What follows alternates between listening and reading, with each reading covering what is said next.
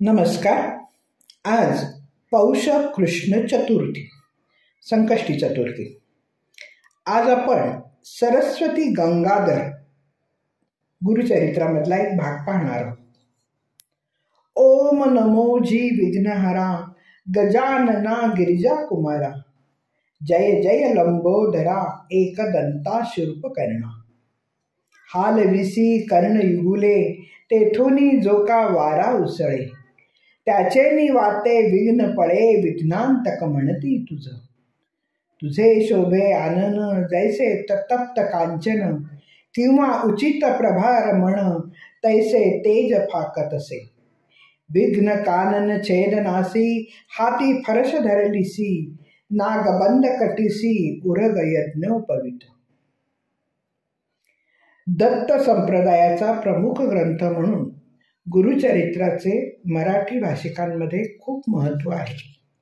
या ग्रंथामध्ये दत्त संप्रदायाचे तत्वज्ञान, आचार धर्म, स्थान महात्म्य खूपच विस्ताराने दिलेले असून श्रीपाद वल्लभ आणि नृसिंह सरस्वती यांचे जीवनचरित्र अतिशय श्रद्धा आणि भक्तिपूर्व अंतःकरणाने चित्रित केलेले दिसते. हा ग्रंथ महाराष्ट्रात घराघरातून वाचला जातो. त्याचं पारायण होतं.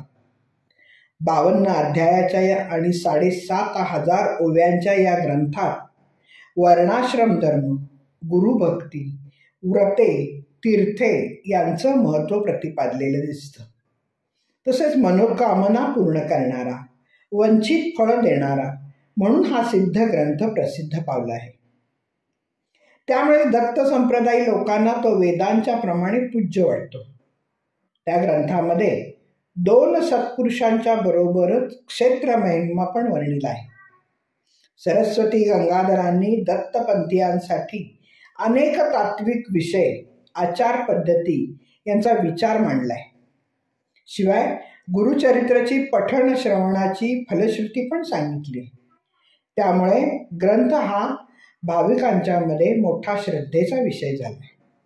आमचे चरित्र जो पठण करी, त्यास लाभती पुरुषार्थचारी, सिद्धी सर्वही त्याच्या द्वारी, दासी परी तिष्ठतील. अशी ग्वाही दिल्याने सांप्रदायिकांनी त्याला पूज्य मानून सतत पारायणे करणं अगत्याचं मानलंय. कवी सरस्वती गंगाधरांनी आपला हा ग्रंथ गणेश स्तवनानेच आरंभला आहे. त्यात गणेशाच्या वर्णनात पूर्वसुरीची छाप मात्र स्पष्ट जाणवते.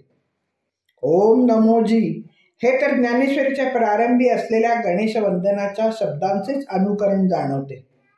हे संकट विमोचक गजानना गिरिजा कुमारा, तुला माझे नमन मी सादर करतो.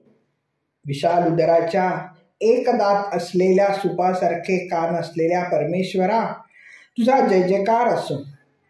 हे गजानना, तू तुझे कान लीलया हलवलेस तरी त्यामुळे जो काही वारा उसळतो त्या वाऱ्याने आमच्या जवळची विघ्ने पळून जातात, संकटांची जळमटे उडून जातात आणि आम्ही संकटमुक्त होतो.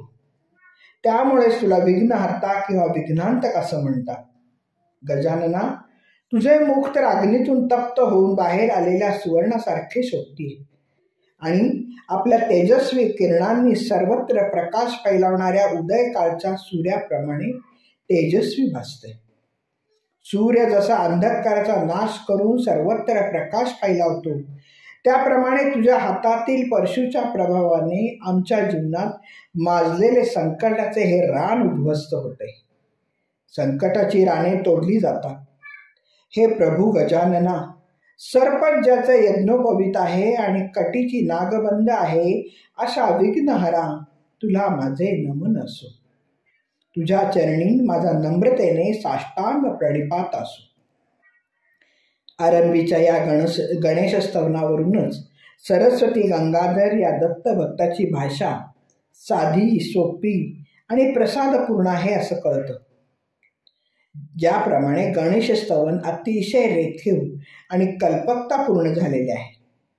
कवी प्रतिभेची झलक मात्र यातून दिसून येते.